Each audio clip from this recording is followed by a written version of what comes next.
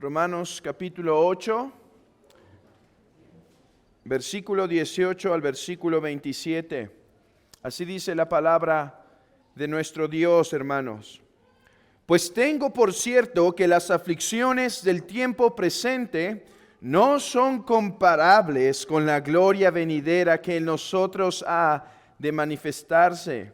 Porque el anhelo ardiente de la creación es el aguardar la manifestación de los hijos de Dios.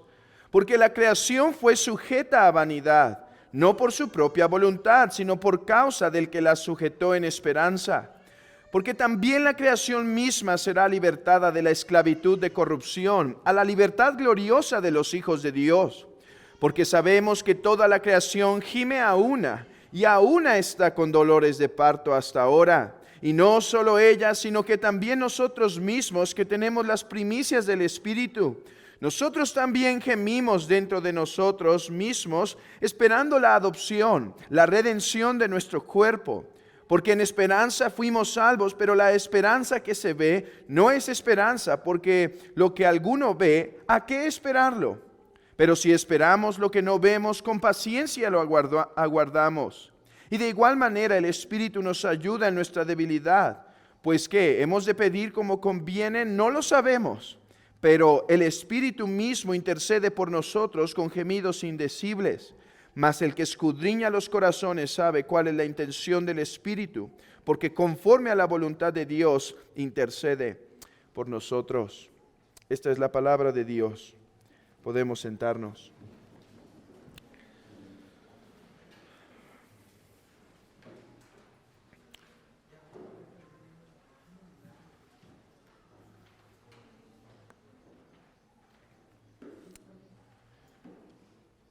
Hermanos, pues hoy tenemos nuestra última lección del tema de la unión con Cristo. Estuve meditando, considerando si hacer más material de la unión con Cristo y terminé decidiendo que lo mejor es terminar aquí, acabar aquí. No porque no sea hermoso el otro material, pero yo pienso que en la exposición de Juan ya hemos visto mucho o los otros aspectos que me hubiera gustado tocar en las siguientes lecciones. Por ejemplo, estaba pensando en hablar de nuestra comunión con Cristo, cómo tenemos comunión con Cristo en unión con Cristo. Pero hemos hablado bastante de eso en Juan 15 y también en Cantar de los Cantares hemos hablado bastante de nuestra comunión con Dios. Después pensaba hablar del sufrimiento con Cristo, porque dice el apóstol Pablo que llevaba sobre sí los sufrimientos que faltaban de Cristo.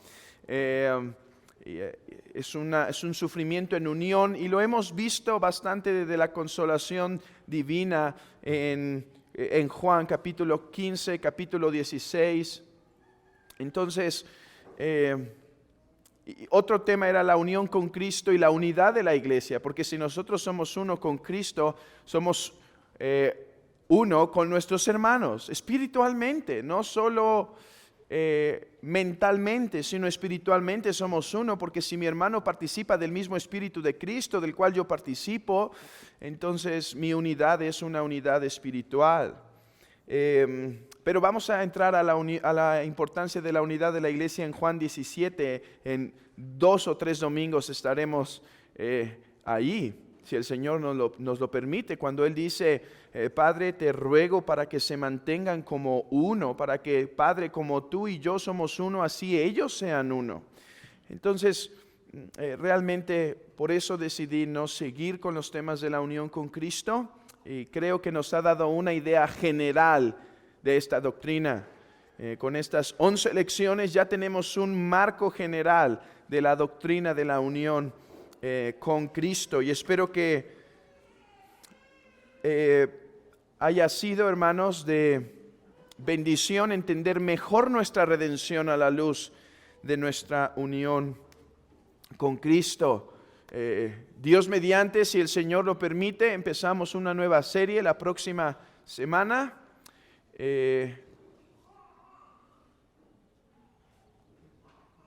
Estoy también debatiéndome qué tratar. Tengo dos opciones. No porque falten ideas, sino porque sobran. Ese es a veces el problema, decir, vamos con este material, vamos con el otro. Estoy pensando en dar catecúmenos, como les había dicho, pero ahora a la luz de el catecismo de Heidelberg, o también el catecismo ortodoxo. Es un catecismo que se divide en 52 domingos y es muy básico de la fe, pero muy hermoso. Es un catecismo consolador. Es un catecismo para consolar a la iglesia, para animarla, para instruirla, para exhortarla. No es una confesión fría, es un catecismo ferviente. Esa es una opción. La otra opción es empezar una serie de la historia de la iglesia, empezando con el libro de los apóstoles, unas 4 o 5 lecciones del libro de los Hechos, y después pasar a los padres de la iglesia y conocerlos, conocer algunos personajes importantes, no solo como Justino Mártir o Tertuliano o Policarpo, pero también mujeres como Perpetua, mujeres como Felicidad, y otras que entregaron su vida. La Macrina, ¿han escuchado? Macrina, no sé si se traduce así, pero ella fue la hermana de Basilio de Cesarea, y su hermana, como su mamá no podía educarlo, ella dijo, ok, vente, yo te voy a educar. Bueno, y al que educó, de esos hermanos, porque eran Gregorio y Basilio, uno de ellos fue uno de los teólogos más importantes por medio de la influencia de Macrina, uno de los teólogos más importantes, lo que se conoce como los 3 Capadocios. Entonces, estoy debatiendo estos, probablemente nos quedamos con los 2, una semana uno, otra semana otro tema, pero bueno, empezaremos una semana cualquiera que sea, un nuevo tema, cualquiera que sea la decisión. El apóstol Pablo en Tesalonicenses tiene que empezar a aclarar algunos temas respecto a la venida del Señor. Había confusión, se estaba promoviendo falsa doctrina, y él da su exposición en cuanto a lo que esperamos de la segunda venida.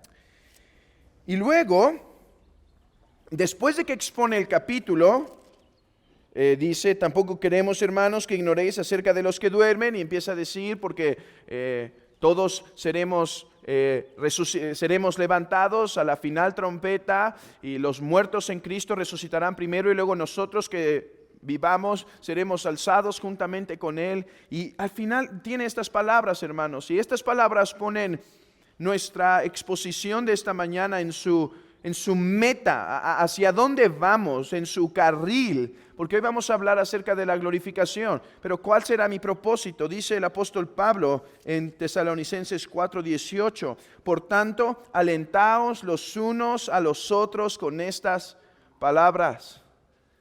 Hermanos, sobre el tema de la glorificación, la verdad es que no podemos decir tanto. Bueno, creo que podemos decir mucho, pero no podemos decir quizá o conocer algunas cosas que nos hubiese gustado conocer. De hecho, hablar del tema de la glorificación, yo lo asemejo a aquel hombre que está en el puerto y viendo un barco precioso a lo lejos, lo alcanza a distinguir, pero hay neblina porque es temprano en la mañana, hay una neblina y de hecho está un poco oscuro todavía.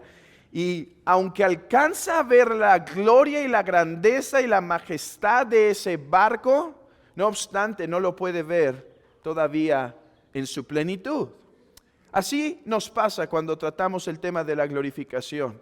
Vemos el barco de lejos y lo vemos, es claro en algunos aspectos, es clara la forma del barco, es claro que es grande, es claro quizá su color en un azul quizá, pero todavía lo vemos, hermanos, oscuramente. Todavía vemos esto con neblina.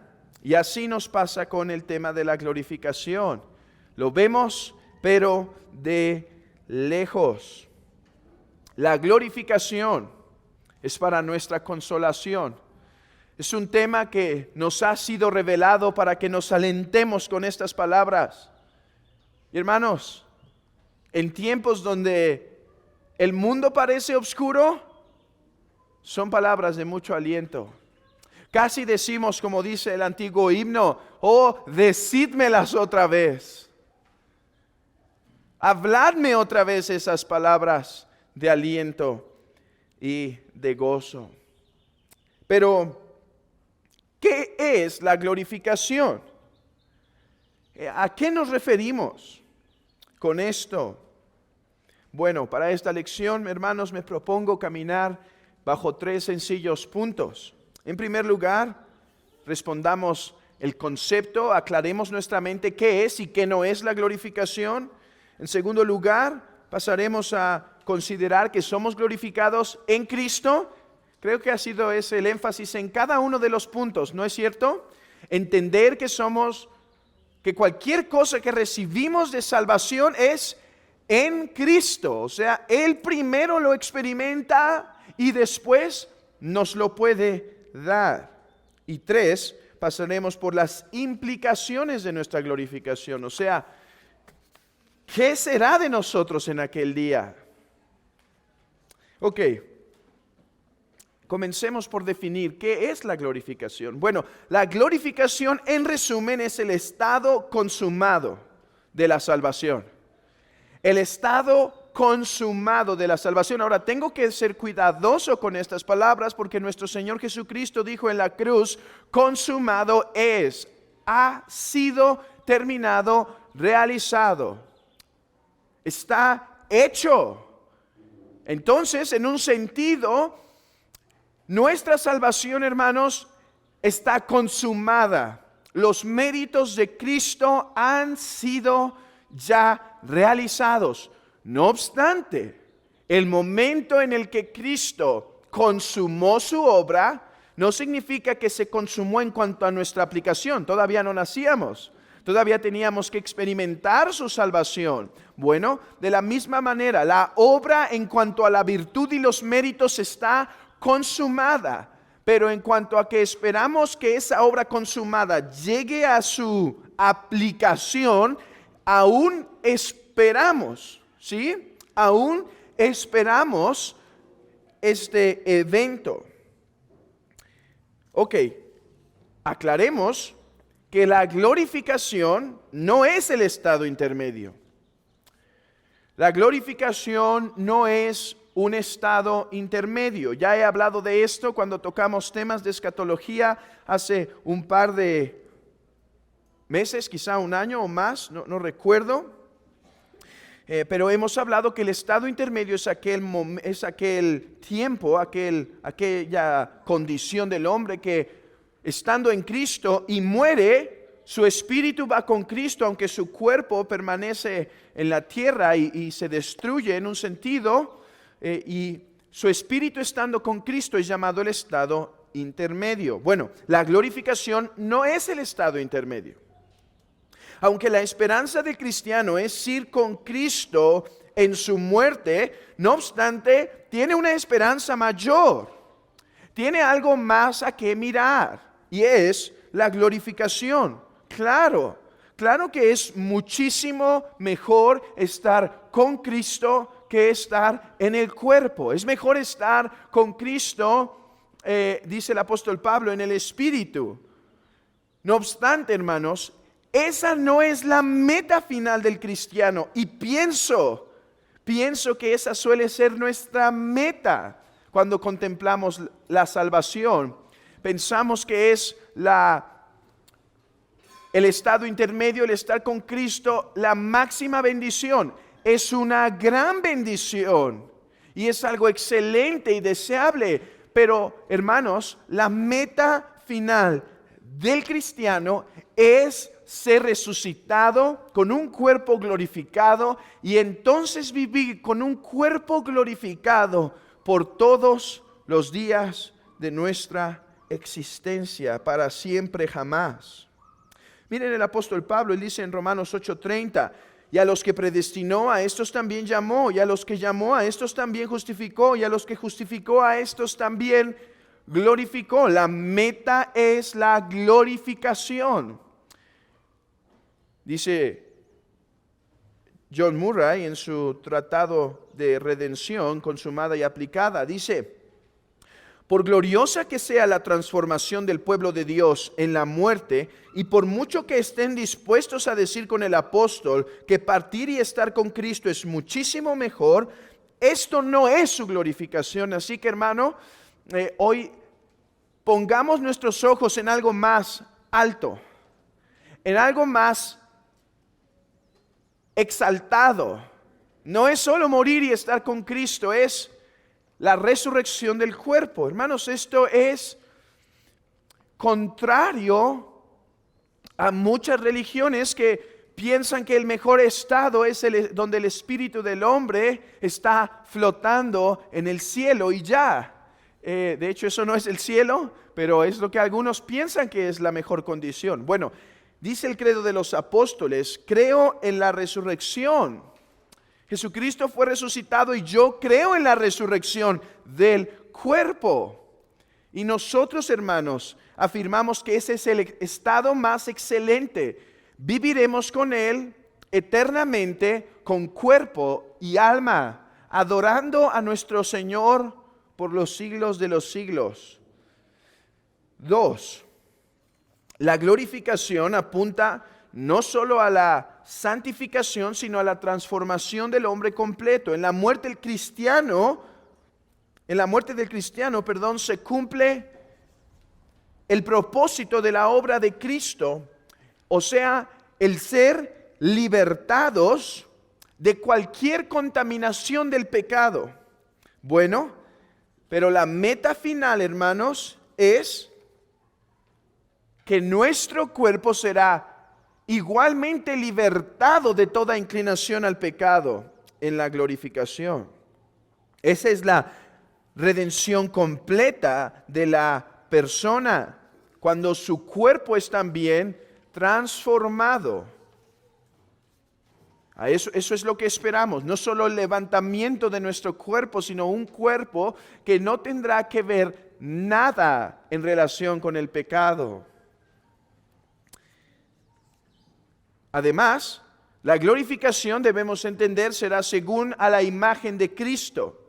Todos los cristianos serán hechos conforme a la imagen de Cristo, tanto en algunas virtudes corporales como en las virtudes morales. Y voy a aclarar más de esto adelante, así que mientras tengámoslo aquí en la mente, sé que puede haber unas dudas. Eso quiere decir que me voy a parecer físicamente, ya no voy a tener ningún parentesco con el cuerpo que tuve aquí, hasta qué grado vamos a ser hechos a la imagen de Cristo, etcétera. Entonces, guarden esas preguntas y las vamos a contestar al final en una de nuestras secciones. Además, aclaremos, nadie ha entrado a la gloria o nadie posee un cuerpo glorificado excepto Cristo nuestro Señor.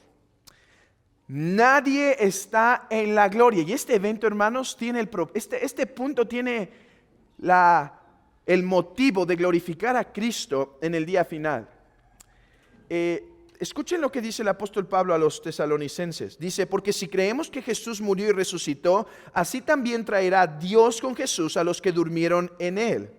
Por lo cual os decimos esto en palabra del Señor, que nosotros que vivimos, que habremos quedado hasta la venida del Señor, no precederemos a los que durmieron, porque el Señor mismo, con voz de mando, con voz de arcángel y con trompeta de Dios, descenderá del cielo, y los muertos en Cristo resucitarán primero. Luego nosotros, los que vivimos, los que hayamos quedado, seremos arrebatados juntamente con ellos en las nubes para recibir al Señor en el aire, y así estaremos siempre con Él.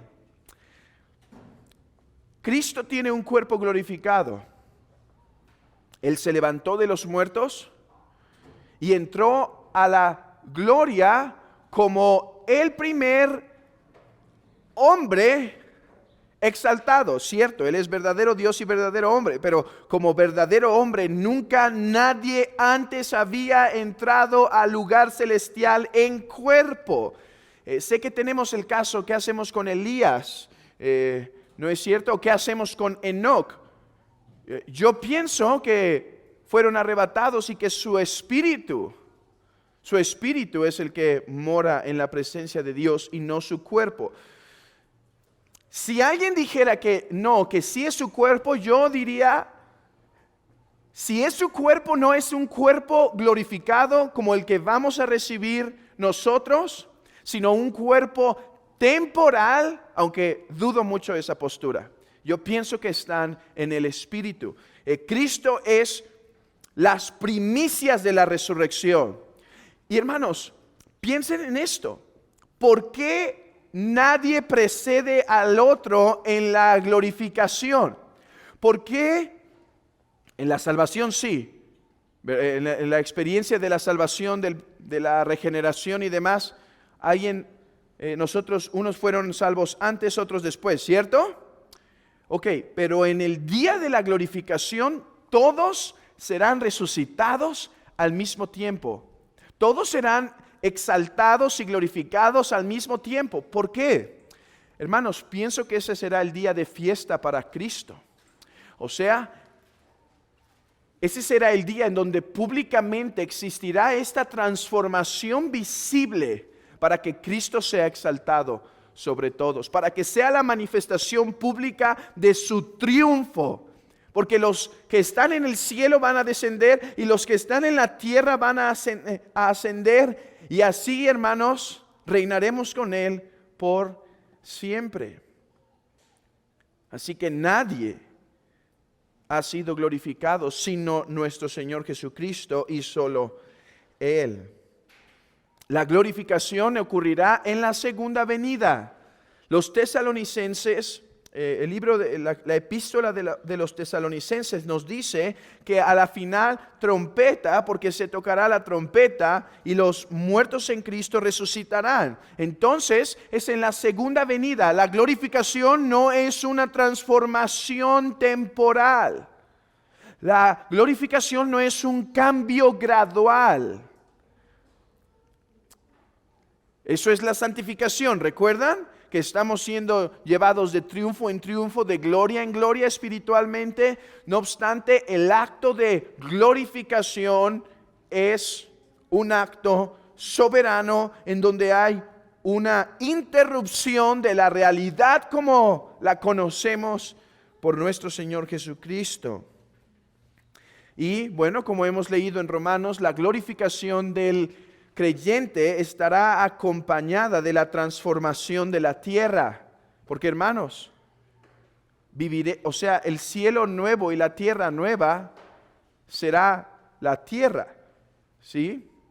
Será pasada por fuego, será purificada, pero el lugar en donde habitaremos con el Señor por siempre será en la tierra, que será renovada, ¿sí? Que participará de la gloria de los hijos de Dios, ¿sí? Pero entendamos esto, la tierra será transformada juntamente con nosotros. Ok, espero que esto despeje nuestras dudas o nuestras confusiones sobre el tema de la glorificación. Ha sido un tipo de introducción para traernos a entendimiento, y es que, hermanos, démonos cuenta que poco se habla del tema de la glorificación. Hay varios temas en la Escritura que se tocan mucho y otros que se tocan poco, y el tema de la glorificación es algo que pienso pasamos por alto frecuentemente. Entonces, esto provoca que tengamos confusiones en nuestras mentes sobre su significado. Por eso espero que eso haya traído luz. Ahora, hermanos, veamos que nuestra glorificación es una glorificación en unión con Cristo. O sea, seremos glorificados debido a que tenemos un vínculo espiritual con nuestro Señor Jesucristo. Dice Marcos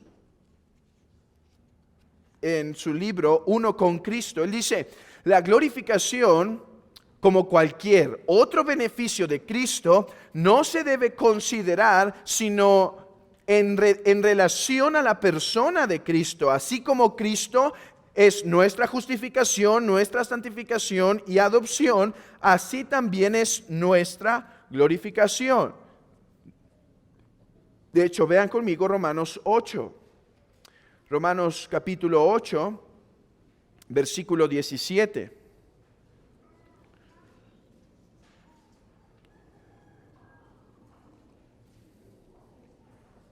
Dice, y si hijos también herederos, herederos de Dios y coherederos con Cristo, si es que padecemos juntamente con Él, para que juntamente con Él seamos glorificados. El apóstol Pablo está uniendo aquí dos pensamientos. Está hablando de nuestra glorificación y del sufrimiento. Y dice, ok, si nosotros aquí en la tierra no rehusamos sufrir con Cristo, no rehusamos padecer con Él, entonces estamos seguros que seremos glorificados también con Él. Debido a que somos uno, participamos no solo de sus persecuciones, hermanos, participamos no solo de sus aflicciones. Hermanos, esto es algo que el apóstol Pablo habló frecuentemente, que todos aquellos que están en Cristo padecerán persecución, porque aquel que quiera vivir piadosamente va a sufrir. Y dice el apóstol Juan que todo aquel que quiera, que diga estar con Cristo, que diga ser su hijo, debe andar como Él anduvo. ¿Y cómo anduvo aquí en la tierra? Bueno, siendo rechazado, sufriendo. El apóstol Pablo está diciendo, gócense en esto, que cuando no rehúsan sufrir con Cristo, hermanos, tema importante y tema de consolación ahora y en el futuro.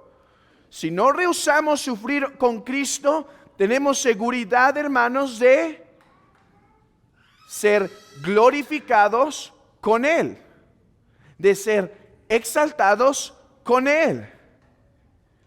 ¿Cuán importante es este pensamiento en la epístola a los romanos?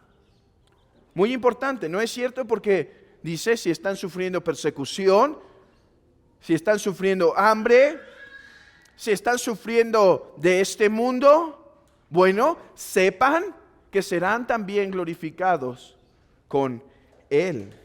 Hermanos, traigamos consolación y traigamos frescas estas palabras.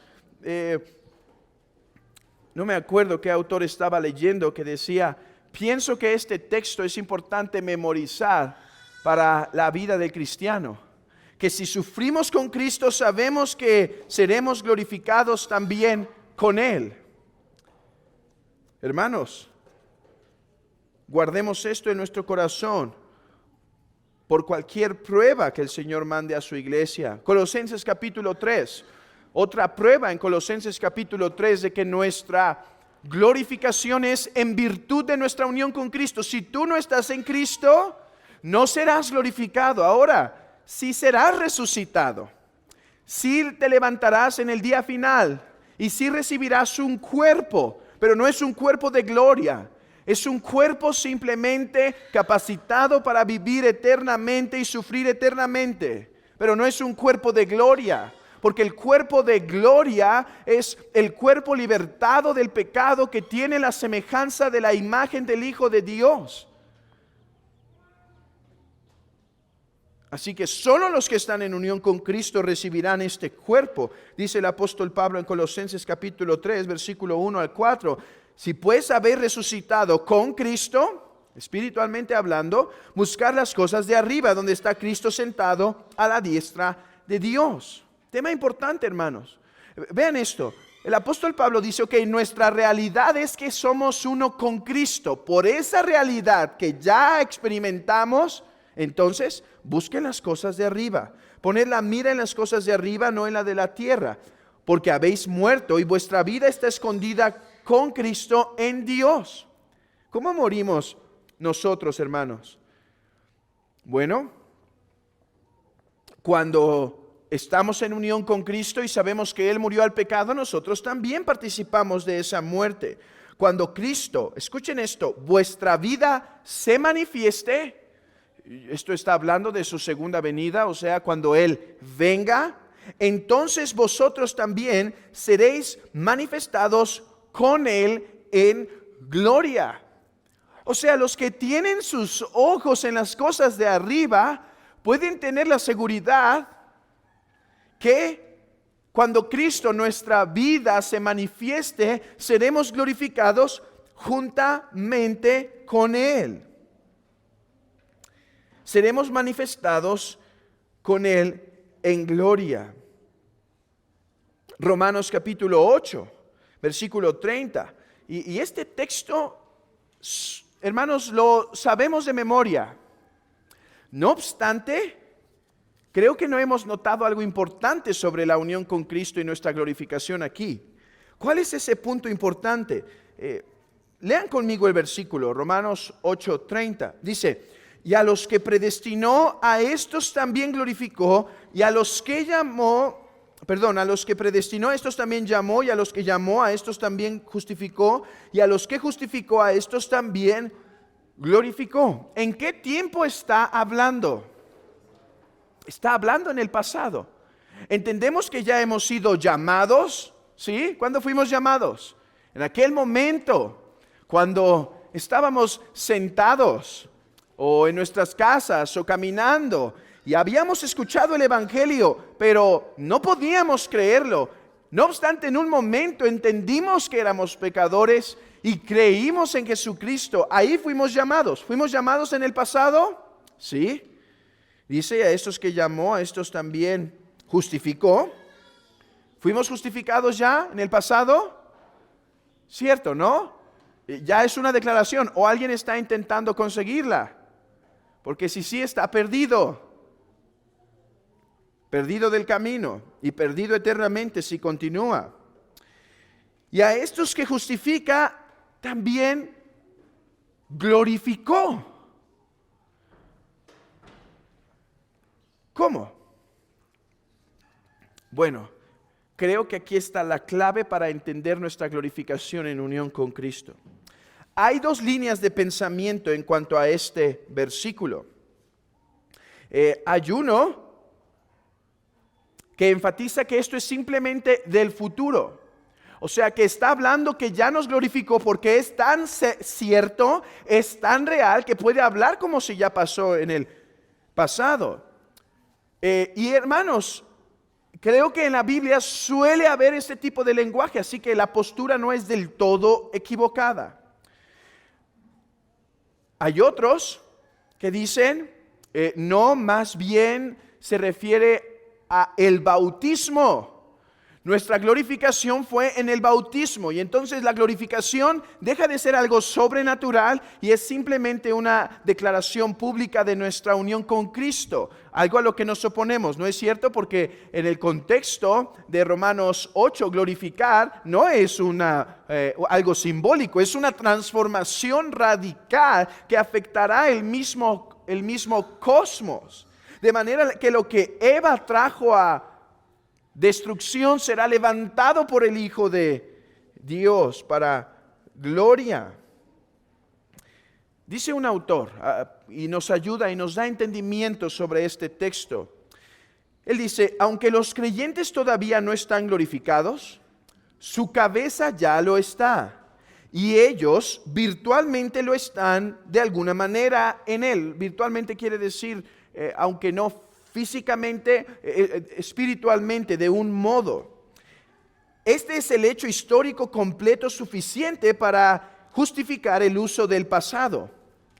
¿No dice Pablo en Efesios 2, y juntamente con Él nos resucitó, y asimismo nos hizo sentar en los lugares celestiales con Cristo Jesús? Cuando la cabeza de un cuerpo lleva una corona, el cuerpo entero lo lleva también. Lo que está argumentando el autor es esto. El uso del pasado manifiesta la concepción de nuestra salvación en unión con Cristo. Vean esto, hermanos. Cristo nos da todo beneficio de la redención. Ok, entonces cuando nosotros lo abrazamos por la fe, recibimos la justificación, recibimos la santificación, recibimos la adopción, recibimos el perdón de nuestros pecados. Bueno, en esa unión, como Cristo está glorificado, nosotros también recibimos la glorificación. O sea, lo único que se está esperando no es que se logre algo más para que los hijos de Dios sean glorificados, sino lo que se está esperando es que se realice lo que ya se plantó. En otras palabras, hermano, déjame ponerlo así. Llevas las semillas de la glorificación.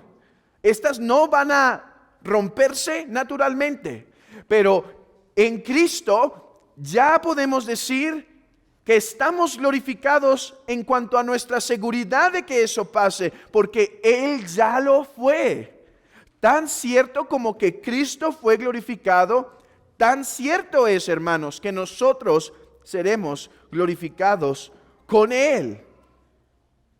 Todo lo que nuestra cabeza está experimentando, que es Cristo, es lo que la iglesia del Señor experimentará también con Él. Así que, ¿cuán segura es?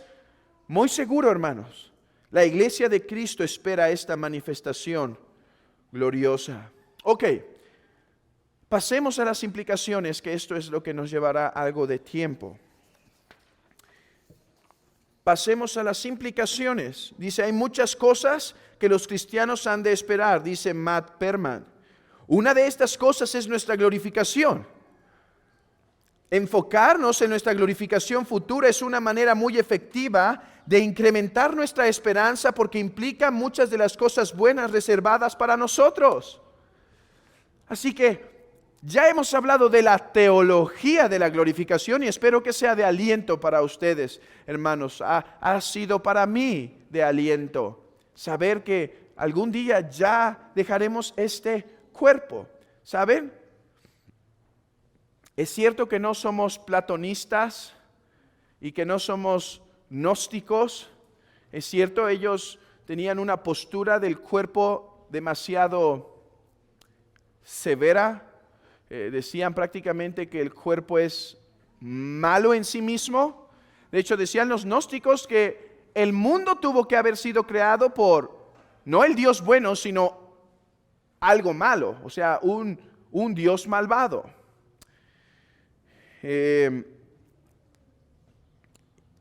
Y es cierto, nosotros creemos que el cuerpo es bueno. No obstante, hermanos, debemos anhelar la liberación de la liberación del estado en el que aún estamos. Miserable de mí, decía el apóstol Pablo, ¿quién me librará de este cuerpo de muerte? Y entonces introduce el capítulo 8, en donde ahí se redime el cuerpo de muerte en su glorificación.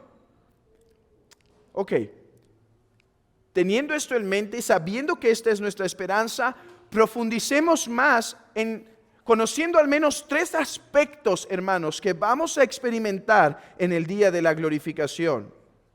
3 aspectos más. No solo va a ser la transformación del cuerpo.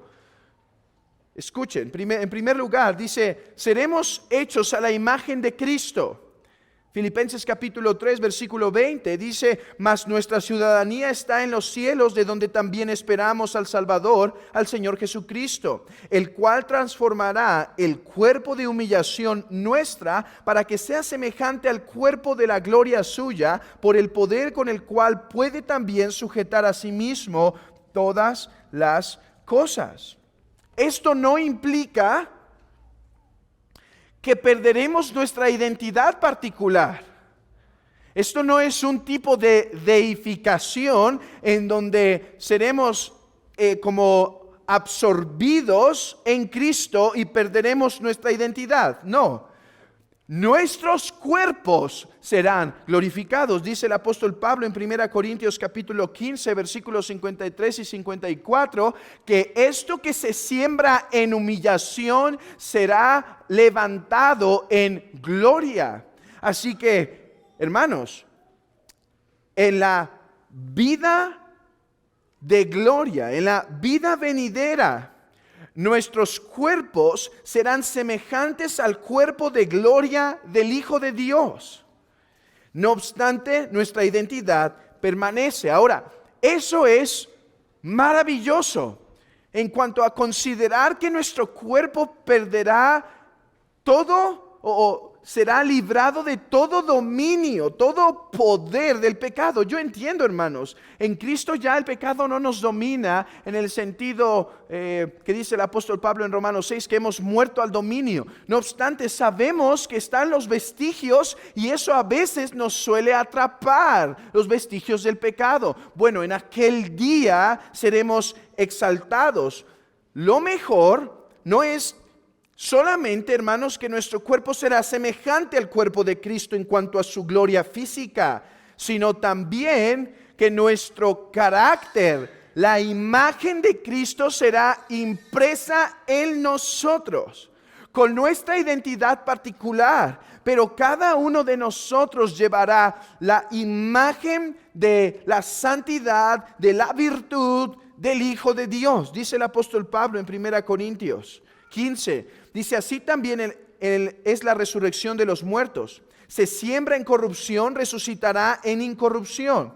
Se siembra en deshonra, resucitará en gloria. Se siembra en debilidad, resucitará en poder. Se siembra cuerpo animal, resucitará cuerpo espiritual. Hay un cuerpo animal y hay un cuerpo espiritual. Y 1 de Juan capítulo 3 dice: amados, ahora somos hijos de Dios y aún no se ha manifestado lo que hemos de ser. Pero sabemos que cuando se manifieste seremos semejantes a Él, porque le veremos tal como Él es. Dice un autor: las facultades del alma nuevamente se caracterizarán por el conocimiento, la justicia y la santidad. En aquel día, hermanos, nuestro cuerpo y nuestro espíritu será asemejado a la imagen de Cristo. Será libertado para poder conocer, para poder caminar en justicia y en santidad como nuestro Señor Jesucristo lo hace. La mente percibirá a Dios como el más grande bien y los afectos amarán a Dios como el más grande bien. Hermanos, ¿no esperas esto? ¿No esperas el momento en donde podrás amar a Dios como debe ser amado? ¿No esperas el momento en donde podrás alabarlo como debe ser alabado? ¿No es triste el momento en que abres esa Biblia en la mañana y sabes que tienes que adorarle, pero tu espíritu no está dispuesto? Tu cuerpo está cansado y te da dolor en el corazón porque sabes que Él es digno de adoración, pero no puedes negar que tu cuerpo está indispuesto y tu espíritu está indispuesto. Y muchas veces tienes que decir como el salmista: ¿por qué te abates, oh alma mía, y te turbas dentro de mí? Espera en Dios, salvación mía y Dios mío. Hermanos, venimos cargando las consecuencias de la caída, y aunque hemos sido libertados para andar en vida nueva, no obstante aún, hermanos, la sufrimos. Yo espero, hermanos, este día donde ya no habrá más indisposición, ni un día, para estar alabando al Señor. No habrá pesadez. ¿No es triste que podemos venir al mismo día del Señor así? Bueno, esos días se acabarán, hermanos. Esos días van a terminar. Pero además tendremos y gozaremos de la visión beatífica. Esto es lo que nos espera en ese estado, hermanos.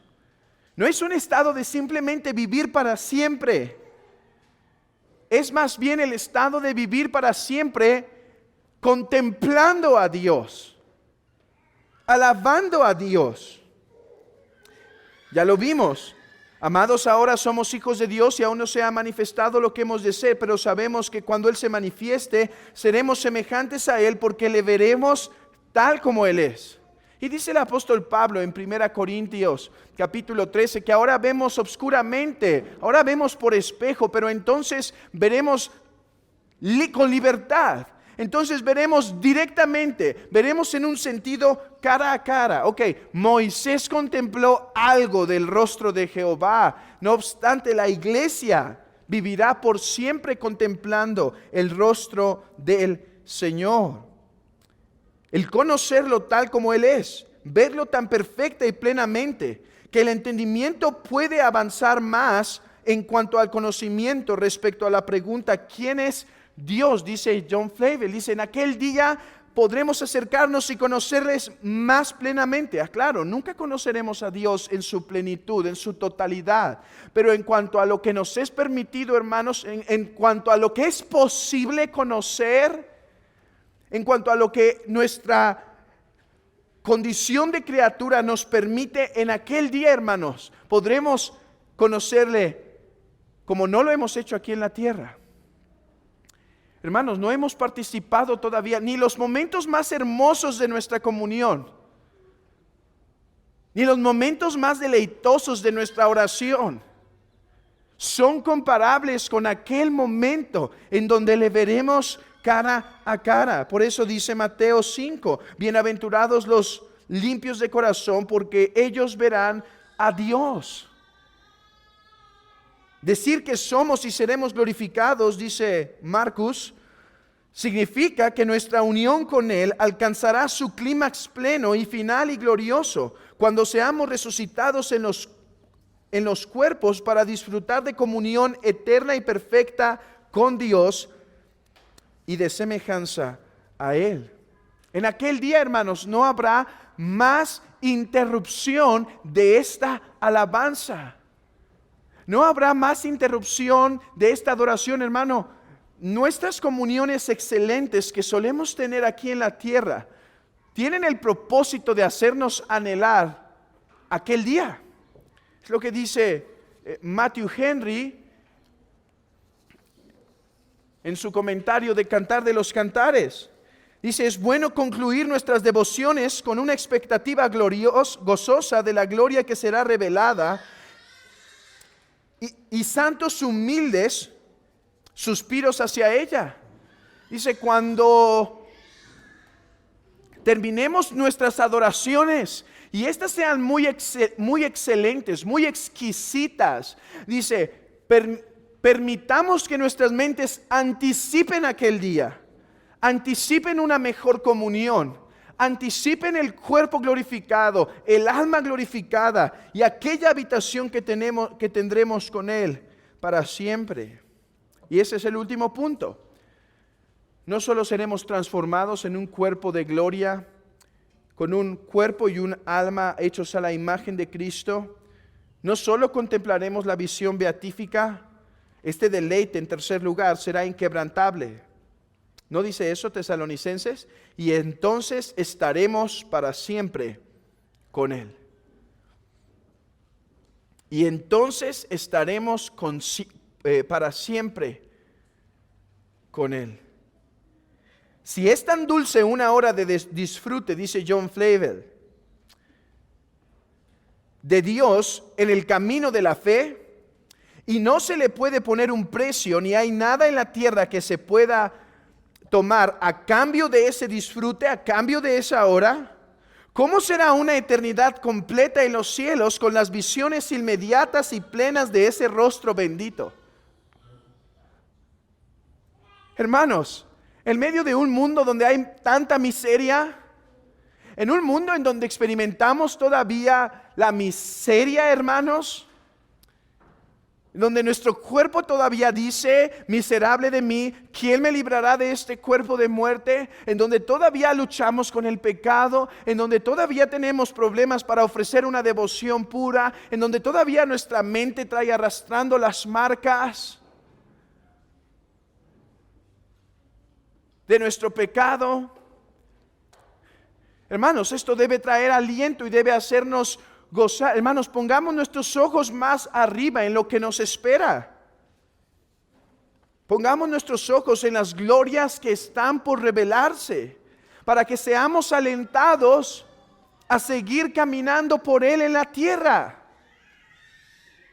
El propósito de mirar la gloria venidera es alentar nuestros corazones para caminar en obediencia en esta tierra. ¿No le pasó así a Abraham y a Moisés? Dice que debido a que saludaban la gloria eterna que estaba por manifestarse, Abraham dejó su parentela. Moisés prefirió no disfrutar de los deleites temporales de la tierra en la casa de Faraón y prefirió padecer con el pueblo de Cristo. Tenemos algo seguro: si padecemos con Él, sabemos que seremos glorificados juntamente con Él. Hermano, ¿estás cansado? ¿Estás cansado del caminar cristiano? ¿Ha habido pruebas, hay luchas, hay tribulaciones, hay angustias? Sigue sufriendo en Cristo. Sigue padeciendo por Cristo. ¿Qué es padecer por Cristo? Creo que ese concepto es sencillo de comprender. Que si por Cristo tengo que sufrir algo que el mundo me hace, vergüenza, persecución o lo que sea, yo prefiero. Pero ¿qué es sufrir por Cristo? Eso es, podríamos decir, eso es padecer persecución por Cristo. Pero ¿qué es sufrir por Cristo? Que en los días de la angustia nos mantenemos adorándolo. Que en los días que el cuerpo sufre, que el cuerpo se quebranta, nos mantenemos honrándolo, nos mantenemos adorándolo. Y aunque no comprendemos lo que pasa, le damos gloria en aquel momento diciendo: tú eres sabio y tú sabes por qué esto viene a mi vida, pero tú recibirás la gloria. Eso es sufrir en Cristo. Y sabemos que si sufrimos en Cristo y padecemos por Cristo, hermanos, seremos glorificados juntamente con Él. Aliéntate, por lo tanto, con estas palabras. Hermano, ¿está dispuesto a arriesgar más a la luz de estas palabras? Hermanos, si nos espera tal gloria, invirtamos nuestras fuerzas en el reino de los cielos. Hermanos, si esto es un suspiro, si esta vida es un suspiro, porque lo es. ¿Qué son 80 años? ¿Qué son 100 años, si quieren? ¿Qué son 100 años? Comparados con una eternidad, es un suspiro. Hermano, ¿por qué no vivir esos 100 años? Bueno, desde los 5 años que te conviertas, a los 4 años que te arrepientas de tus pecados, esos 95 años. ¿Por qué no vivir esos 95 años invirtiendo para el reino de Cristo? Si hay tal gloria que nos espera, si Cristo logró tal redención para nosotros, hermanos, ¿no debería esto quitarnos la mundanalidad? ¿No debería esto guiar nuestra forma de caminar? No solo debe traernos consolación, que yo espero que a los que padecen entre nosotros les alienten estas palabras, pero no solo tiene propósito de alentarnos, tiene propósito de exhortarnos.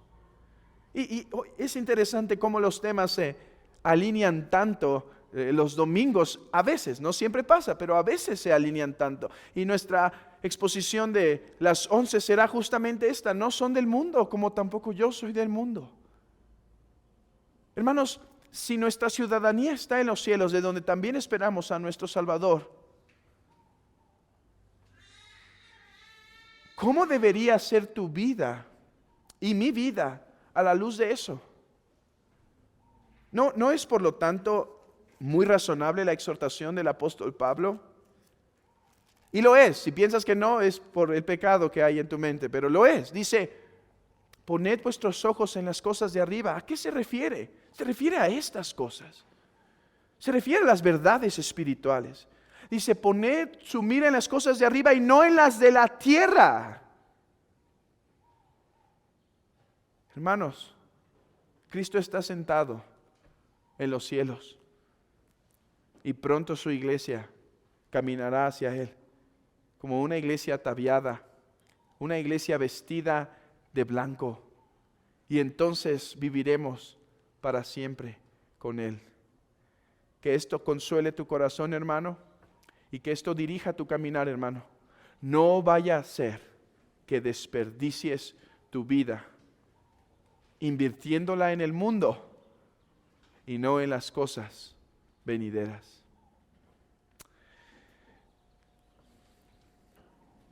Marca a tus hijos con estas palabras también. Marca a tus hijos con estas bellezas. Sí, es importante que hagan cosas en este mundo. No digo que no, tienen que servir a su prójimo. Pero hermanos, que los hagan con la mirada en las cosas celestiales. Que el Señor ayude nuestros corazones a seguir batallando y luchando en este mundo.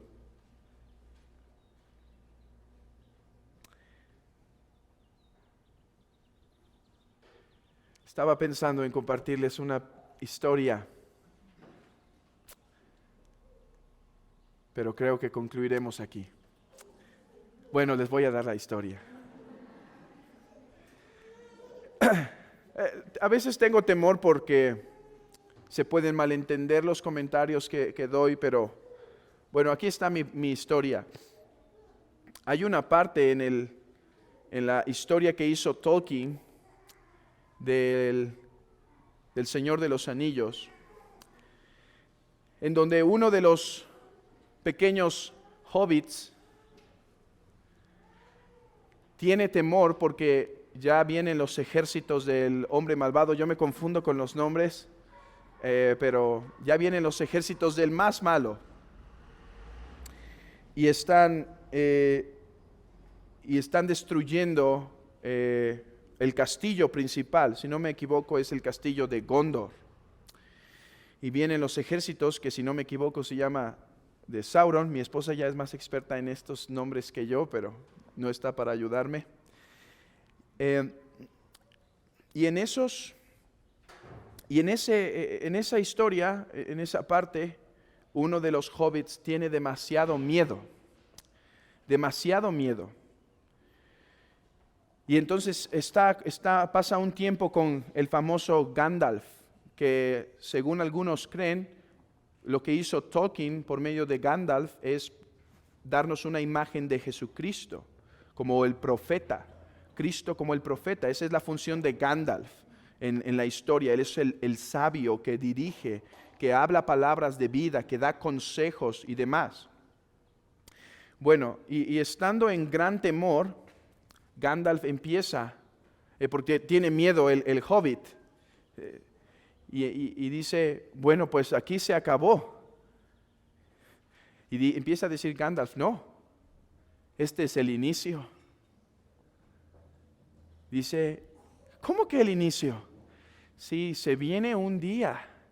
Dice, ya puedo contemplar la orilla blanca y ya puedo contemplar las montañas. Y dice, y entonces le verás, y entonces le veremos. ¿Y qué dice ese pequeño hobbit? Dice, si tal es lo que nos espera, vayamos a luchar. Si esto no es todo, ¿qué importa si damos nuestras vidas por rescatar Gondor? Es noble la lucha, es deleitosa la lucha a la luz de eso. Vayamos. Hermanos, que la palabra infunda este valor en tu corazón. Estamos por contemplar la orilla de la gloria. Y entonces le veremos a Él y estaremos para siempre con Él. Hermanos, vale la pena sacar la espada en este mundo. Vale la pena mortificar el pecado. Vale la pena luchar con nuestra carne. Vale la pena servir a Cristo. Vale la pena dirigir a nuestros hijos al Señor. El mundo va a decir que los vamos a hacer desperdiciar su vida. Que el mundo diga lo que quiera. Estamos a punto, hermanos. Venimos solo a servirle a Él para después estar con Él en la gloria. Estamos a punto de recibir aquel día. Que el Señor te aliente con estas palabras, hermano.